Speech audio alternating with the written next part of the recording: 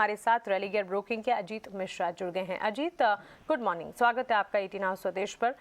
भारतीय बाजार के लिए शुक्रवार का सेशन जिस तरह से हमने देखा और फिर शुक्रवार से लेकर अब तक कई सारे ट्रिगर्स, कई सारे रिजल्ट्स भी हैं जिसको आज मार्केट डाइजेस्ट करने की कोशिश करेगा। विदेशी बाजार, ग्लोबल सेटअप इस वक्त हम देख रहे हैं कमजोर हैं। आपके लिए भारतीय बाजार के पर आज की स्ट्रैटेजी क्या होगी? लास्ट वीक की अगर बात करें तो कहीं ना कहीं तो कंसर्न था वो, जहाँ पे कि मेजॉरिटी ऑफ द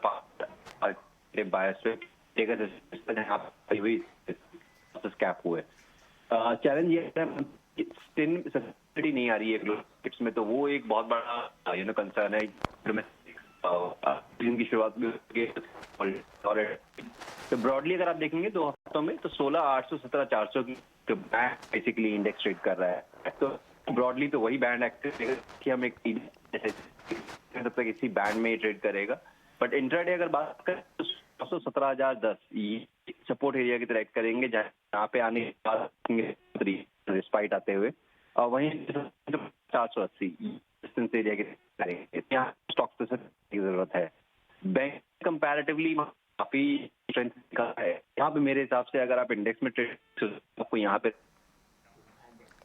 ठीक है, तो इस वक्त अजीत के कॉल में थोड़ी सी तकनीकी दिक्कतें हैं, लेकिन उनकी स्ट्रैटेजी हमारे पास है। आपको बता देते हैं निफ्टी के लिए सपोर्ट जो है ये लेवल्स और रेजिस्टेंस के लेवल्स अभी अजीत हमें बता रहे थे 16,900 से 17,010 के लेवल्स को आप निफ्टी के लिए मजबूत सपोर्ट के तौर पर मानकर चल सकते हैं।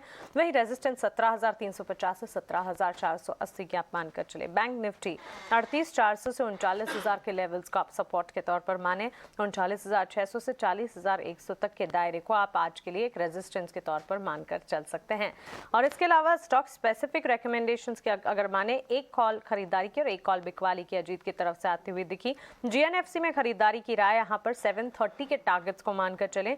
675 का एक स्टॉप लॉस आपको लगाना चाहिए। और बीपीसीएल में बिकवाली की रणनीति 284 के टारगेट्स को मानकर चलना होगा। 305 का आपको एक स्टॉप लॉस लगाना होगा। तो ये तो हुई इंडेक्स पर, और साथ ही स्टॉक स्पेसिफिक हमारे मार्केट एक्सपर्ट्स हैं उनकी रिकमेंडेशन, जहां पर उन्होंने एक खरीदारी की और एक बिकवाली की कॉल दिखाई है।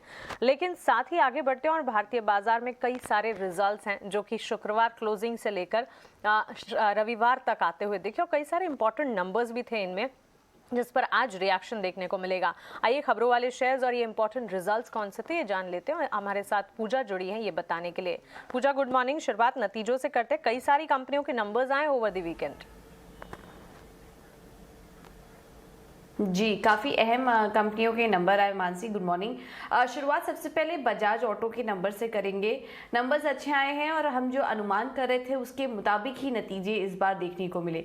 अगर आय में देखेंगे तो 27% की ग्रोथ वहां पर दर्ज हुई है। कामकाजी मुनाफा 35% बढ़ा है कंपनी का। मार्जिन 17.2% की बढ़त वहां पर देखने को मिली और मुनाफे में भी करीब 30% की ग्रोथ कंपनी ने दर्ज की। अब बात करते हैं श्री सीमेंट की, और यहाँ नतीजे जो थे वो हमारे अनुमान से हल्के कमजोर नजर आय में 18% की बढ़त हुई। कामकाजी मुनाफा घटा कंपनी का करीब 42%। मार्जिन भी अगर देखेंगे तो वहां पर भारी गिरावट देखने को मिली। 28% से घटकर इस बार जो मार्जिन के नंबर्स आए वो 13.8% पर आए, और मुनाफे में भी करीब 60% से ज्यादा की गिरावट इस बार कंपनी ने दर्ज की है। अब बात करते हैं एचडीएफसी बैंक के नंबर्स की, तो यहाँ पर हर फ्रंट पर नंबर्स काफी स्ट्रॉन्ग नजर आ रहे हैं। एनआईआई में 19% की ग्रोथ कंपनी ने दर्ज की। मुनाफा 20% बढ़ा कंपनी का। और इसके अलावा एसेट क्वालिटी पर अगर नजर डालेंगे तो ग्रॉस एनपीए और नेट एनपीए दोनों ही आंकड़ों में कमी देखने को मिली है। ग्रॉस एनपीए में भी कमी आई और नेट एनपीए भी जो थे वो 1% के नीचे अभी भी बरकरार है। 0.35% से घटकर जो आंकड़ा आया है वो 0.33% का आया है। तो काफी स्ट्रॉन्ग नंबर्स एचडीएफसी बैंक की तरफ से। ये तो बात हुई कुछ अहम निफ्टी कंपनियों की। अब एफएनओ पर आए, अगर वायदा बाजार के नंबर्स की बात करें तो ओबराय रियल्टी पर अगर देखेंगे तो नतीजे काफी मिले जुले हैं। अगर आय की बात करेंगे तो वहां पर गिरावट दर्ज हुई है। 754 करोड़ से घटकर जो आंकड़ा आया है वो करीब 690 करोड़ का आया है। लेकिन मुनाफा बढ़ा है कंपनी का और कामकाजी मुनाफे में भी बढ़त देखने को मिली है। जस्ट डायल के नतीजों की बात करेंगे तो नंबर्स अच्छे दिखाई दे रहे हैं। आय में 31% की ग्रोथ दर्ज हुई है और मुनाफा भी करीब 58% बढ़ा है कंपनी का। एवेन्यू सुपरमार्ट्स के भी नतीजे हम जो अनुमान करते थे उससे हल्के कमी आई है, लेकिन ओवरऑल अगर देखेंगे तो ग्रोथ फ्रंट पर नंबर्स काफी स्ट्रॉन्ग नजर आ रहे हैं। आय में देखिए 35% की ग्रोथ, करीब करीब 36% की ग्रोथ इस बार कंपनी ने दर्ज की। कामकाजी मुनाफा 33% से बढ़ा कंपनी का, और मुनाफे में भी अगर देखेंगे तो 62% की ग्रोथ इस बार कंपनी ने दर्ज की है। एलटी इन्फोटेक, यहाँ पर भी ग्रोथ अच्छी दिखाई दे रही है, नतीजे अच्छे हैं। तिमाही दर तिमाही अगर कंपेयर करेंगे तो आय करीब 7% बढ़ी है कंपनी की, मार्जिन में करीब 7% से ज़्यादा की ग्रोथ इस बार दर्ज हुई है, और मुनाफा भी जो है वो भी 7% बढ़ा है कंपनी का। आखिर में बात करते हैं आईसीआईसीआई प्रूडेंशियल के नंबर्स की, तो यहाँ पर नतीजे कमज़ोर नज़र आ रहे हैं। जो नेट प्रीमियम इनकम है वो बढ़ा है 3% से, लेकिन बाकी सारे अगर नंबर्स पर नज़र डालेंगे तो स्लो ग्रोथ नज़र आ रही, गिरावट नज़र आ रही है। नेट इन्वेस्टमेंट इनकम में 5% की गिरावट है, और मुनाफा जो है वो 55% से घटा है कंपनी का। तो अगर आईसीआईसीआई प्रूडेंशियल की बात करें तो कमज़ोर नंबर्स आए हैं, लेकिन ज़्यादातर नतीजे आज जो दिखाई दे रहे हैं वो अनुमान के मुताबिक और अच्छे नंबर्स देखने को मिल रहे हैं। ये सारे numbers Bajaj Auto, Shree Cement, साथ ही एचडीएफसी बैंक, जिसके एचडीएफसी बैंक के इनफैक्ट नंबर्स भी काफ़ी पॉजिटिव रहे। वहीं Oberoi Realty, Just Dial, Avenue Supermarts, इन पर नज़र भी रहेगी और इन पर हमारे एक्सपर्ट्स के रिकमेंडेशंस भी हम जानेंगे। लेकिन पूजा, इसके अलावा खबरें भी ढेर सारी रही जो कि आज रेडार पर हैं। बताएं खबरों वाले शेयर्स कौन से हैं और कौन से स्टॉक्स आज फोकस में रहेंगे खबरों के दम पर? जी, खबरों के दम पर सबसे पहले तो आज जी एंटरटेनमेंट से शुरुआत कर लेते हैं। इस कंपनी पर नजर रखिए, शेयर होल्डर्स ने 99.99% की सहमति के साथ मर्जर को मंजूरी दे दी है, तो इस स्टॉक में आज एक्शन देखने को मिल सकता है। इसके अलावा भी विलय से जुड़ी काफी ढेर सारी खबरें निकल कर आ रही हैं जो कि हम आपके सामने एक एक करके रखेंगे। आईआरबी इंफ्रा, ये स्टॉक पर भी नजर रखिए। एमबीईएल में आईआरबी इंफ्रा अब 51% होल्ड करेगी। ये एक एसपीवी है जो कि गंगा एक्सप्रेसवे प्रोजेक्ट बनाएगी, और इसमें आईआरबी इंफ्रा जीआईसी के साथ मिलकर कुछ इन्वेस्टमेंट करेगी, जिसमें आईआरबी इंफ्रा की जो इन्वेस्टमेंट होगी वो 533 करोड़ होगी। हम आपको बता दें कि इस कंसेशन पीरियड के दौरान आईआरबी इंफ्रा को करीब 10,500 करोड़ रुपए का भुगतान किया जाएगा, और उसके बाद अगर कंपनी चाहे तो इसमें हिस्सेदारी बेच भी सकती है और होल्ड भी कर सकती है। तो एक बड़ा अमाउंट भी इस प्रोजेक्ट के दौरान कंपनी को मिलता हुआ दिखाई देगा, तो इस पर नजर रखिए। एनबीसीसी पर भी फोकस रखिए। सितंबर 2022 के आंकड़े आए कंपनी के कारोबार के, और अब तक 162 करोड़ के ऑर्डर कंपनी ने सिक्योर किए हैं। उज्जीवन ग्रुप कंपनीज भी फोकस में रहेंगी। यहाँ पर कंपनी उज्जीवन फाइनेंशियल और उज्जीवन स्मॉल फाइनेंस के मर्जर की बातचीत चल रही है, जिसमें कि बाकी सारे अप्रूवल्स भी मिलना ज़रूरी होंगे। यहाँ पर शेयर होल्डर्स को उज्जीवन फाइनेंशियल के 116 शेयर्स के बदले उज्जीवन स्मॉल फाइनेंस के 10 शेयर्स मिलेंगे। तो इस तरह के अरेंजमेंट निकल कर आ रहे हैं। अब देखना होगा कि यहाँ पर मंजूरी किस तरह से मिलती हुई दिखाई देती है। श्री सीमेंट के नतीजे आए, और इसके अलावा कंपनी को नए मैनेजिंग डायरेक्टर भी मिले हैं। नीरज ओखरी को अपॉइंट किया गया है, जो कि अंबुजा सीमेंट को भी लीड कर चुके हैं, उसके भी सीईओ रह चुके हैं। तो आज श्री सीमेंट फोकस में रहेगा। इसके अलावा बिरला कॉर्प पर भी नजर रखिए। कंपनी को मध्य प्रदेश में एक कोल माइन अलॉट की गई, जिसके लिए सक्सेसफुल बोली लगाई कंपनी ने। मार्की बारका कोल माइन ये अलॉट की गई है, जिसकी की रिजर्व है जो वो 72 मीट्रिक टन है। तो आज बिरला कॉर्प भी फोकस में रहेगा। एचडीएफसी लाइफ पर भी नजर रखिए। कंपनी ने एक्साइड लाइफ के साथ अपना जो मर्जर है वो कंप्लीट कर दिया है, और इसके साथ ही साथ ये अब पहला भारत में एमएनए बताया जा रहा है लाइफ इंश्योरेंस सेक्टर का, एचडीएफसी लाइफ और एक्साइड लाइफ। तो इस पर आप नजर रखिए। ये एडाई की मंजूरी फाइनल मिलनी बाकी थी, उसके बाद अब ये मर्जर पूरा हो चुका है। और आखिर में एक फंड एचएफसीएल की बात करें तो प्रमोटर फर्म और कुछ सीनियर एग्जीक्यूटिव्स को वारंट अलॉट हुए हैं 14.1 मिलियन, यानी कि करीब 1.5 करोड़ शेयर्स यहाँ पर वारंट के जरिए अलॉट किए गए हैं प्रमोटर्स को। तो यहाँ पर भी आप नजर रखिए। क्या पूजा, तो ढेर सारी खबरें हैं और साथ ही कई सारे नतीजे भी हैं जो कि आज फोकस में रहेंगे, और खबरों के दम पर आईआरबी इंफ्रा पर नजर रखें। वहीं NBCC, Ujjivan small financial bank, Shri cement और साथ ही जी एंटरटेनमेंट जैसे स्टॉक। लाइफ इंश्योरेंस प्लेस में एचडीएफसी लाइफ पर एक पॉजिटिव खबर आती हुई दिखी है, जिसके चलते ये फोकस में रहेगा। चलिए, ये सारी खबरें तो हैं ही और ढेर सारे नतीजे भी ओवर द वीकेंड आते हुए दिखे, और नतीजों के ही साथ साथ नतीजों से जुड़े ब्रोकरेजेस भी आए हैं। अब वक्त है ब्रोकरेजेस जानने का। ब्रोकरेज रिपोर्ट्स लेकर हमारे साथ वामाक्षी जुड़ गई हैं। पमाक्षी, गुड मॉर्निंग। पहले तो नतीजों से जुड़े जो ब्रोकरेज रिपोर्ट्स आए हैं वो आप बताएं, उसके बाद अन्य स्टॉक्स के बारे में हम जानेंगे। जी बिल्कुल मानसी, शुरुआत करते हैं हम एचडीएफसी बैंक से। उनके ऊपर 3 ब्रोकरेजेस आए और अगर हम तीनों ब्रोकरेजेस को देखें तो सारे ही खरीदारी के कॉल्स हैं और इन ब्रोकरेजेस में से जो टारगेट प्राइस सबसे हाईएस्ट है वो है सीएलएसए का। 2025 का टारगेट प्राइस दिया है सीएलएसए ने।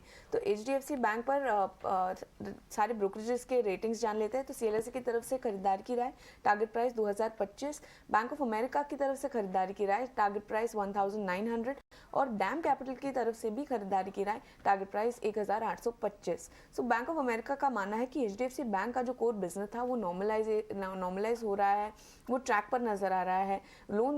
सारे लोन सेगमेंट्स में काफ़ी मजबूत मोमेंटम भी नजर आया है।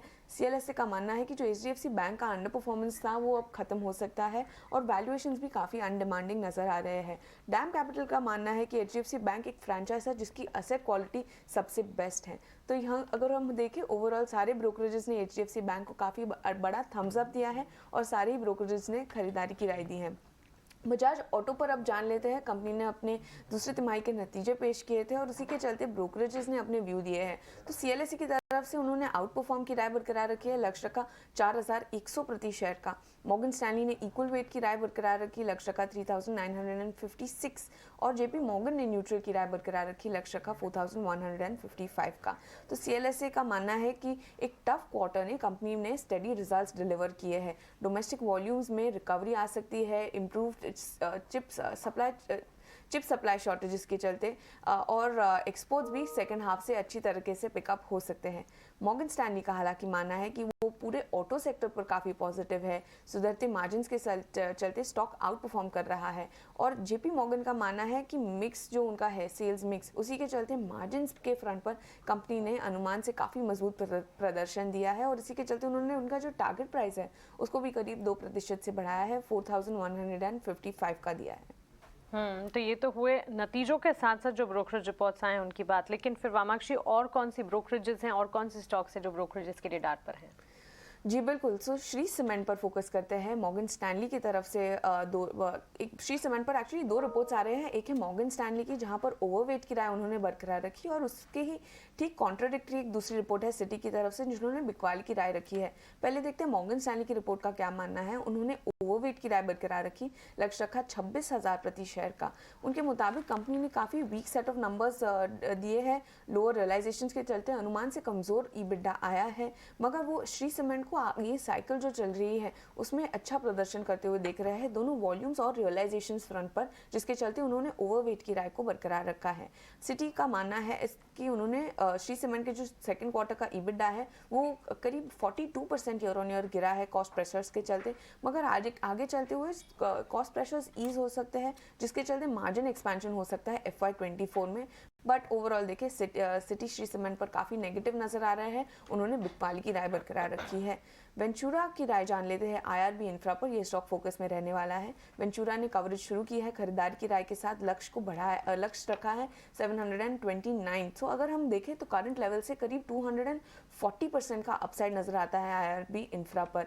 IRB इंफ्रा अगर हम देखें तो लार्जली अंडर परफॉर्म किया है ओवरऑल मार्केट को, मैनेजमेंट पर हालांकि अभी डी लेवरेज कर रही है अपने बैलेंस शीट को। NHAI भी अपने ऑर्डरिंग कॉन्ट्रैक्ट्स के बेसिस पर काफ़ी ग्रो कर रहे हैं और IRB नेट जीरो है, एक्सेलरेट ग्रोथ एक्सपेक्ट कर रहे हैं और रेवेन्यूज भी करीब 14.7% पर ग्रोथ हो सकते हैं FY22 से लेकर FY25 तक, जिसके चलते वेंचुरा ने IRB इंफ्रा पर खरीदारी की राय के साथ कवरेज शुरू की, लक्ष्य रखा है 729 प्रति शेयर का।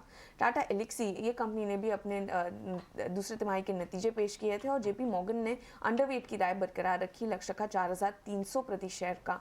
प्रोडक्ट डिफरेंस और सप्लाई इश्यूज के चलते उनके जो रेवेन्यू है और मार्जिन्स दोनों पर इम्पैक्ट आता हुआ नजर आ रहा है। चैलेंजेस अभी भी नजर आ रहे हैं मगर और ग्रोथ मोमेंटम भी स्लो डाउन हो रहा है, जिसके चलते जेपी मॉर्गन ने टाटा एलिक्सी पर अंडरवेट की राय बरकरार रखी। फेडरल बैंक ये स्टॉक भी फोकस में रहेगा। बैंक ऑफ अमेरिका की तरफ से खरीदार की राय बरकरार, लक्ष्य रखा 160 प्रति शेयर का। करंट साइकिल में काफी अच्छी तरीके से पोजीशन है कंपनी, वैल्यूएशंस भी अट्रैक्टिव नजर आ रहे हैं। इनफैक्ट कंपनी ने highest quarter on quarter growth report की है पिछले 15 क्वार्टर्स में। कासा रेशो भी काफी स्टेबल है, जिसके चलते बैंक ऑफ अमेरिका ने फेडरल बैंक पर खरीदार की राय बरकरार रखी। ICICI प्रूडेंशियल मॉर्गन स्टैनली की तरफ से ओवरवेट की राय बरकरार, लक्ष्य रखा 650 प्रति शेयर का। VNB फ्रंट पर कंपनी का प्रदर्शन काफी अच्छा रहा है, परसिस्टेंसी ट्रेंड्स भी काफी मजबूत थे, ईवी ग्रोथ मगर वीक थी, मगर इसके बाद वो एक्सपेक्ट कर रहे हैं कि retail protection AP second half में ग्रो करेगा। तो इसी के चलते मॉर्गन स्टैनली की तरफ से ICICI प्रूडेंशियल पर ओवरवेट की राय। और आखिर में डीमार्ट पर JP मॉर्गन की तरफ से अंडरवेट की राय बरकरार, लक्ष्य रखा 3445 प्रति शेयर का। मार्जिन अनुमान से काफी कमजोर आए हैं। नॉन FMCG अभी भी प्री पैंडेमिक लेवल्स के बिलो है, वैल्यूएशंस भी काफी एक्सपेंसिव नजर आ रहे हैं और अर्निंग्स अपग्रेड के ट्रिगर की कमी नजर आ रही है, तो जिसके चलते JP मॉर्गन ने डीमार्ट पर अंडरवेट की राय बरकरार रखी। एब्सोल्युटली वामाक्षी, शुक्रिया ये सारे ब्रोकरेज रिपोर्ट्स हमें बताने के लिए। तो क्लियरली अब बजाज ऑटो, HDFC बैंक जैसी कंपनियों के नंबर्स आते हुए दिखे और उसके ठीक बाद ब्रोकरेज रिपोर्ट्स तो हमने देखे ही हैं, लेकिन साथ ही एवेन्यू सुपरमार्ट, श्री सीमेंट जैसे नतीजे भी आते हुए दिखे और इस पर भी कुछ तमाम ब्रोकरेजेस, वहीं पेंट स्टॉक्स पर भी इस वक्त ब्रोकरेजेस की नज़र है। तो ये सारे के सारे ब्रोकरेज रिपोर्ट्स को भी वॉच आउट करना होगा। आइए आगे बढ़ते हैं और अब जानते हैं कि कमोडिटी मार्केट्स में आज के लिए कहाँ पर अच्छे मौके बनते हुए दिख सकते हैं। कुंवरजी ग्रुप के रवि देओरा हमारे साथ जुड़ गए हैं कमोडिटी मार्केट्स पर अपना आउटलुक हमारे साथ शेयर करने के लिए। रवि, गुड मॉर्निंग, स्वागत है आपका 18 आवर्स स्वदेश पर। शुरुआत एनर्जी पैक से करेंगे क्योंकि हम देख रहे हैं कि पिछले हफ्ते तो एक गिरावट का ट्रेंड दिखा, लेकिन कच्चे तेल की चाल अब कह सकते हैं कुछ हद तक संभलती हुई नजर आ रही है। Good morning. डेफिनेटली अभी जिस हिसाब से प्राइसेस में ट्रेंड है, लग रहा है कि एक स्टेबिलिटी के और प्राइसेस जा रहे हैं। लास्ट वीक की एक गिरावट के बाद थोड़े इस हफ्ते ऐसा लग रहा है कि प्राइसेस संभलने चाहिए और जो ओवरनाइट क्यूज भी है और जो वहाँ पे कमेंट्स भी आ रहे हैं पर्टिकुलर ओपेक प्लस जो भी कंट्रीज है, और वो लोग अभी भी स्टिक है कि अपना जो भी प्रोडक्शन का कट है उसको कंप्लायंस फॉलो करेंगे और प्राइसेस काफी हायर लेवल से गिरे भी है। तो मुझे लग रहा है 7000 के करीब एक अच्छा साइकोलॉजिकल सपोर्ट है, वहाँ ही प्राइस क्लोज हुए थे, तो इसको बाई करके चलना चाहिए। क्रूड में अपर साइड मेरा मानना है कि जो टारगेट होगा वो 7205 7205 का एक से दो ट्रेडिंग सेशन का टारगेट लेके चलना है और 6940 के करीब स्टॉप लॉस लगा के आप कच्चे तेल में बाई कर सकते हैं। वही नेचुरल गैस में जो रशिया की ओर से सप्लाई है यूरोप में, वो अभी भी जारी है। जो वीकेंड में उन्होंने कमेंट दिया था कि 42 BCF अभी भी वो लोग वहाँ पे सप्लाई कर रहे हैं, तो मेरे हिसाब से एक पॉजिटिव न्यूज होगा in front of supply. But ये कमोडिटीज लास्ट टाइम यही ट्रिगर से चली थी, तो मुझे लग रहा है नेचुरल गैस में बेच के चलना चाहिए। डाउन साइड 520 तक के टारगेट देखने को मिल सकते हैं, 540 का स्टॉप लॉस लगा है, तो क्रूड में बाई करके वही नेचुरल गैस में बिकवाली का मौका ढूंढना चाहिए। रवि, ये डॉलर इंडेक्स में जो मजबूती नजर आई है उसका एक इम्पैक्ट हमने बुलियन मार्केट में देखा तो है, विदेशी बाजार में सोने चांदी की चाल पर इसका असर पड़ा, लेकिन क्या आपको लगता है कि फेस्टिवल डिमांड से घरेलू बाजार में इस वक्त बुलियन मार्केट में आने वाले कुछ दिनों में अच्छी बढ़त दिख पाएगी? जरूर से ये हफ्ते थोड़ा बहुत स्टेबिलिटी लौटेगी, क्योंकि ये जो सप्ताह है उसमें कोई ज्यादा इम्पोर्टेंट इकोनॉमिक डेटा नहीं है, तो मेरे हिसाब से एक ट्रेंड ऑफ कंसोलिडेशन होगा। डॉलर इंडेक्स अभी तो 113 के नीचे स्टेबल कर रहा है, तो जब तक वो 113 के नीचे तब तक लग रहा है कि आपको गोल्ड सिल्वर में शॉर्ट कवरिंग का मूव मिले। लास्ट वीक में काफी अच्छी गिरावट हमने गोल्ड एंड सिल्वर में दर्ज की थी, बट यस लग रहा है कि अभी यहाँ पे बॉटम के करीब है प्राइसेस। सिल्वर अपने इम्पोर्टेंट सपोर्ट 55,000 एंड गोल्ड अपने इम्पोर्टेंट सपोर्ट 50,000 के करीब आ गए, तो यही स्टॉप लॉस 50,000 के स्टॉप लॉस के साथ गोल्ड में दिसंबर कॉन्ट्रैक्ट में बाय करके चलना चाहिए। ये हफ्ते में 50,900 तक के लेवल्स गोल्ड दिखा सकता है एंड सिल्वर में भी 55,000 के करीब एक बार बाय का मौका ढूंढना चाहिए। 54,680 का स्टॉप लॉस और अपर साइड मेरा मानना है कि हफ्ते में 56,500 तक का एक शॉर्ट कवरिंग दिखना चाहिए, तो गोल्ड एंड सिल्वर दोनों ये हफ्ते एंड इंट्राडे दोनों के लिए मेरी बाइंग की रिकमेंडेशन रहेगी। इस मेटल्स में मौके इस हफ्ते कहाँ ढूंढ रहे हैं आप? बेस मेटल्स में सेल ऑन राइज रहना चाहिए। मुझे नहीं लग रहा है कि प्राइसेस सस्टेन हो, क्योंकि कल जो चाइनीज प्रीमियर की भी स्पीच थी उसमें इकोनॉमी से ज्यादा ताइवान इशू ज्यादा डिस्कस हुआ, सेफ्टी ज्यादा डिस्कस हुई, तो अभी टोटली जो वर्ल्ड का फोकस है वो ये जियोपॉलिटिकल रिस्क पे है। साथ में चाइना अभी भी वो वन केस पॉलिसी पे अटका हुआ है, उसने अभी भी दोहराया था कि वो लोग जीरो कोविड पॉलिसी पे स्टिक है। तो आई थिंक ये हिसाब से लग रहा है कि मेटल्स में अगर आज डॉलर इंडेक्स की थोड़ी बहुत नरमी उससे गैप अप खुले तो मेरे हिसाब से सेलिंग का मौका कॉपर एंड जिंक में ढूंढना चाहिए। हालांकि एल्यूमिनियम में बाई करके चलना है, क्योंकि वहाँ सप्लाई की दूसरी दिक्कत है। जिंक में सेल करें 272 के करीब, 266 का टारगेट, 275 का स्टॉप लॉस। वहीं कॉपर में भी बिग वाली करनी चाहिए, 654 के करीब, 643 टारगेट, 658 का इंट्रा टारगेट रहेगा। वही एल्यूमिनियम में कॉन्ट्रैक्ट को लेना चाहूंगा, वहां पे आगे जाके सप्लाई के कंसर्न इश्यू में देख रहा हूँ। 200 के स्टॉप लॉस के साथ एल्यूमिनियम के अक्टूबर कॉन्ट्रैक्ट में बाय करना है। अपर साइड 208 209 तक के लेवल आ सकते हैं, तो aluminium by and zinc copper में सेल करके ये हफ्ते या ये इंट्राडे भी ये ट्रेड लिया जा सकता है। ठीक है, एल्यूमिनियम में बाय और कॉपर और जिंक में इस वक्त सेल की स्ट्रेटजी बेस मेटल्स पर बनती हुई रवि की तरफ से। शुक्रिया रवि, एक कमोडिटी मार्केट्स पर अपनी राय, अपना आउटलुक हमारे साथ शेयर करने के लिए।